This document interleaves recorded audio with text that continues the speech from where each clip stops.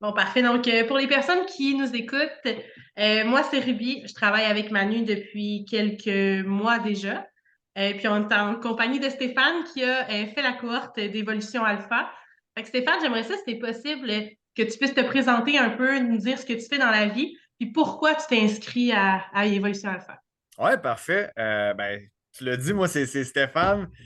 Donc, ce que je fais dans la vie, j'ai une entreprise de coaching donc dans le domaine de l'entraînement, mais vraiment spécialisée au niveau tout ce qui est la performance avec les athlètes de sport récréatif, ce que moi j'appelle les MVP de Ligue de garage.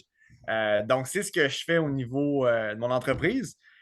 Puis la raison pour laquelle je me suis inscrit à Evolution Alpha, c'est pour justement aller retrouver un peu plus mon alignement entre, ben oui, mon entreprise, mais aussi justement ma vie personnelle. Parce qu'à la base, c'est pour ça que j'avais parti mon entreprise, c'était justement pour être un peu plus maître de mon temps, puis maître aussi, je veux pas, de la valeur que je mets face à mes services, qui se passait quand même bien, mais je trouvais que dans les derniers mois, j'avais perdu un peu justement cet alignement-là. Je m'étais égaré un peu à justement toujours vouloir en faire plus, toujours vouloir travailler plus pour en faire plus, mais justement en bout de ligne, même si je faisais plus d'argent, je ne me sentais pas nécessairement plus comblé à travers ce que je faisais justement. J'aidais plus de monde, mais dans ma vie personnelle, je ne sentais pas nécessairement que je progressais à la même vitesse que dans ma vie professionnelle. OK, ben justement, ça m'amène à ma prochaine question. En fait, je voulais savoir, c'est quoi la plus grande différence entre le toi d'avant la cohorte et le toi Hmm. maintenant, là, après les 7 semaines passées dans la cohorte? La plus grosse différence qui me vient en tête, c'est ma capacité justement à, on va dire, à accueillir chaque moment, que ce soit ce qu'on constate des choses qui sont belles, qui sont laides, mais juste d'accueillir le moment pour ce qui est, puis juste, pour mettre ça simple, tu sais, vivre le moment présent, puis on s'entend, c'est pas vrai que je suis tout le temps dans le moment présent, mais j'ai plus de facilité à me ramener justement pour apprécier ce que je vis à l'instant, puis pas juste penser tout le temps à ce qui s'en vient, puis justement, tout le temps au futur. Parce que c'est un peu ça, tu sais, quand on est en entrepreneuriat, ben, on veut tout le temps penser, tu sais, 1, 2, 3, 4, 10 moves à l'avance. Mais des fois, justement, ben, dans la vie personnelle, on ne peut pas toujours penser comme ça si on veut être heureux. Parce que moi, je considère que le bonheur se passe en grande partie à vivre la beauté dans le moment présent.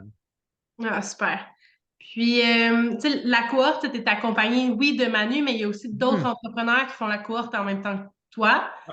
C'est quoi l'impact positif de pouvoir passer à travers cette cohorte-là avec d'autres entrepreneurs probablement aussi ambitieux que toi aussi? Je pense que le gros impact que ça a, c'est que c'est cool de s'exposer à des gens de d'autres domaines complètement, qui amènent justement un regard externe sur ce milieu-là, puis qui amènent justement des idées que, justement, quand tu es toujours dans ton même petit domaine, ton même champ d'expertise, puis même que tu t'entoures, je veux pas de ces gens-là qui ont des entreprises dans le même domaine que toi, ben les idées reviennent toujours à être les mêmes, puis c'est ça fait, c'est le fun d'avoir du monde qui amène des idées qui sont un peu outside the box pour moi. Puis même chose, j'imagine, pour eux aussi. Donc, c'est ça. Puis d'avoir des gens avec différents niveaux d'expérience dans différents domaines, de tous les âges aussi, veux pas.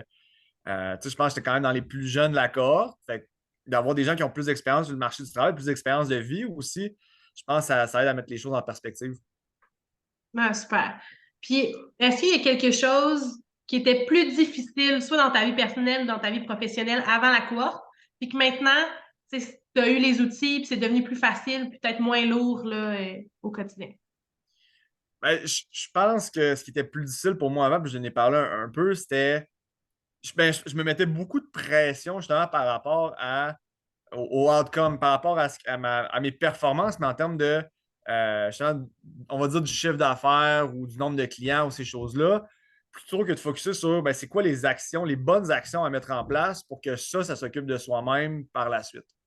Je pense que c'est vraiment ça, ma perspective était beaucoup axée sur le résultat et non pas le processus. Puis justement, maintenant, ben, justement, je suis beaucoup plus heureux dans ce que je fais parce que je focus davantage sur faire les bonnes actions, faire les bonnes choses, être, tu sais, aider le monde tout simplement, donner plus, puis donner aux bonnes personnes. Puis je sais que même si c'est pas dans la prochaine semaine, dans le prochain mois, dans la prochaine année, éventuellement, ça va me revenir. Puis de le voir comme ça, ben, ça m'aide énormément à comme, me sentir plus accompli de jour en jour. Je pense que j'avais beaucoup de difficultés avant à me sentir accompli parce que je pensais beaucoup trop juste au résultat, justement. OK. Là, j'ai une question là, qui est un peu semblable, là, mais Ouais. y a-t-il quand même quelque chose que tu as réalisé pendant la cohorte qui va vraiment avoir un impact positif à long terme dans ta vie?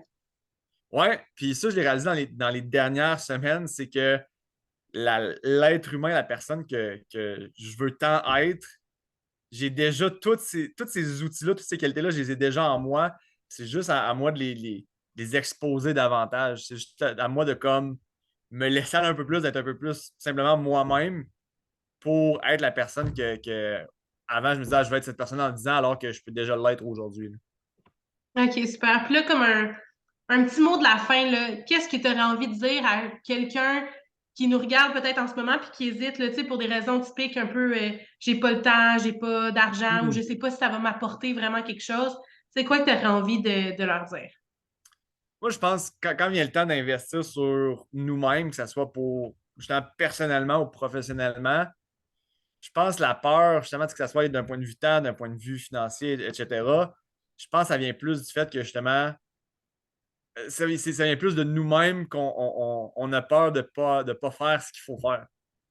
Mais je pense que s'embarquer là-dedans et de faire pleinement confiance justement à Manu, au processus derrière, puis aux gens avec qui on travaille, puis je vais dire, ben, je vais all-in, je fais ce que j'ai à faire, ben, en bout de ligne, tu vas rentabiliser le temps et l'argent que tu investis là-dedans. Mais c'est une question, moi je vois toujours comme ça, c'est faut que tu t'assures que tu es prêt à être all-in là-dedans. Si la réponse c'est oui, mais après ça, tu ne regarderas pas ta décision. Là.